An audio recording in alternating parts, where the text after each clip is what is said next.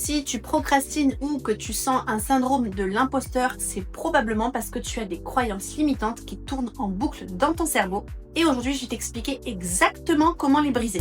Cette vidéo s'adresse à toi si tu as déjà essayé plusieurs choses, comme les affirmations positives, le mindset work, le journaling, le scripting, mais que rien de tout ça n'a fonctionné ou tenu sur le temps.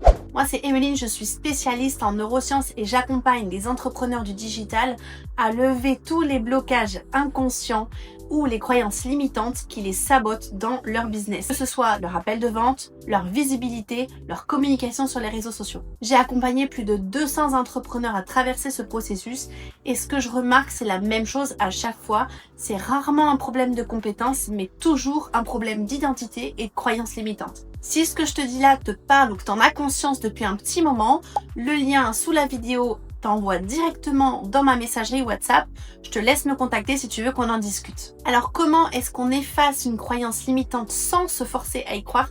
C'est exactement ce que je vais te partager dans cette vidéo. 80% d'entre vous vont essayer de combattre leurs croyances limitantes par des affirmations positives à se répéter chaque jour en espérant qu'à force de se forcer à y croire justement, le cerveau les adopte. Et pourquoi est-ce que ça marche pas? Tout simplement parce que la croyance limitante qui est la tienne aujourd'hui, ton cerveau ne la voit pas du tout juste comme une opinion à changer, mais il la voit comme une vérité absolue. Il existe dans ton cerveau un système qui s'appelle le système d'activation réticulaire, qui se situe entre la base de ton cerveau et ta moelle épinière.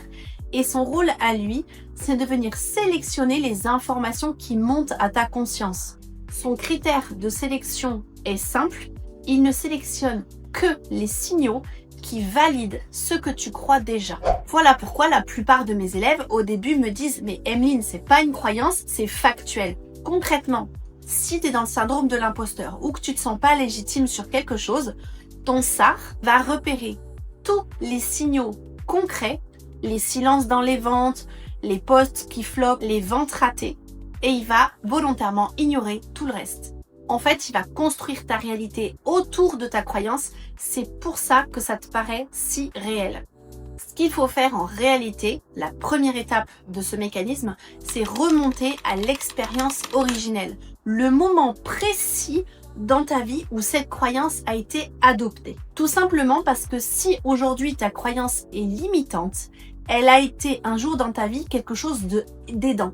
Ton inconscient l'a pris pour une solution à un problème. On peut pas revenir sur le passé, je suis d'accord avec toi. Par contre, on peut changer la perception qu'on a du passé et c'est exactement ce qu'il faut faire à cette étape-là. Pas pour nier ce qui s'est passé, mais simplement pour te faire comprendre, pour te faire prendre conscience qu'à ce moment-là, la conclusion que ton cerveau a tirée n'est pas une vérité, mais simplement une interprétation mentale. Pourquoi ça marche ce que je te dis? Tout simplement parce que quand tu viens créer du doute sur ce que tu crois être une vérité absolue, tu commences à désarmer la croyance limitante. Maintenant que tu as pris conscience de ça, la plupart des gens savent qu'ils ont une croyance qui les limite et pourtant ils continuent à agir et à penser exactement depuis leur croyance. Parce qu'entre savoir que ta croyance est limitante et entre prendre conscience de ce qu'elle te coûte, c'est vraiment différent. Ton cerveau est programmé pour une seule chose, éviter la douleur. Et aussi bien limitante que soit ta croyance, elle a été créée pour ça, pour te protéger de ce que ton inconscient pense être un terrain dangereux. Tant que rester dans cette croyance sera plus safe pour ton cerveau que d'en sortir, il y restera accroché. À partir du moment où tu prends conscience que la croyance qui est la tienne aujourd'hui est un mur construit pour te protéger, tu avances d'un pas. Le problème, c'est que ce mur qui te protège t'emprisonne aussi. Venons donc à la deuxième étape. Combien te coûte ce mur? Combien de clients n'as-tu pas signé à cause de tes croyances limitantes? Combien de fois as-tu baissé ton prix parce que tu ne te sentais pas légitime? Combien d'opportunités as-tu laissé passer tout simplement parce que tu attendais d'être prêt? Combien d'années encore es-tu prêt à continuer à agir comme ça? On l'a déjà dit, le cerveau n'aime pas la douleur. Donc, si tu ajoutes de la douleur et du coût à ta croyance actuelle, ton cerveau va commencer naturellement petit à petit à vouloir la rejeter. C'est lui qui décide et c'est exactement ce qu'on veut. À ce moment-là, un espace s'ouvre. Et c'est dans cet espace qu'on va installer la troisième étape. La plupart des gens qui font des affirmations positives essaient de se convaincre que leur nouvelle croyance est vraie. Sauf que ça sonne faux et ça, ton cerveau, il le sait très bien. Parce que tu es en train de demander à ton cerveau de croire quelque chose qu'il n'a jamais vécu. Pose-toi une question toute simple. Et si cette croyance n'avait jamais existé? Je te demande pas d'essayer de croire que tu es légitime. Je te demande de te poser la question, d'observer ce que tu aurais fait, dit ou pensé différemment cette semaine, ce dernier mois, si cette croyance-là que tu as aujourd'hui n'avait jamais existé. Le cerveau ne fait pas la différence entre ce qui est vécu réellement et ce qui est vécu mentalement. Donc quand tu lui poses cette question, il est en train de se projeter dans toutes les situations possibles liées à cette absence de croyance. Et il va commencer à ressentir les résultats comme s'ils étaient déjà réels. Et de la même façon qu'il s'est éloigné de la douleur à l'étape 2, il va se rapprocher du plaisir de façon facile et naturelle. Maintenant, ceux qui commencent à vivre une prise de conscience vont se sentir transformés pendant quelques jours, quelques semaines. Mais finalement, les anciens schémas vont revenir, comme si rien ne s'était passé. Parce qu'une nouvelle croyance sans référence, c'est comme une fleur sans racines. Le cerveau ne peut pas s'appuyer dessus. Et rappelle-toi ce que je t'ai dit concernant le SAR, le système d'activation réticulaire. Tant qu'il n'a pas été recalibré, il va chercher toutes les preuves de l'ancienne croyance. Tout simplement parce que c'est le circuit par défaut. C'est son habitude.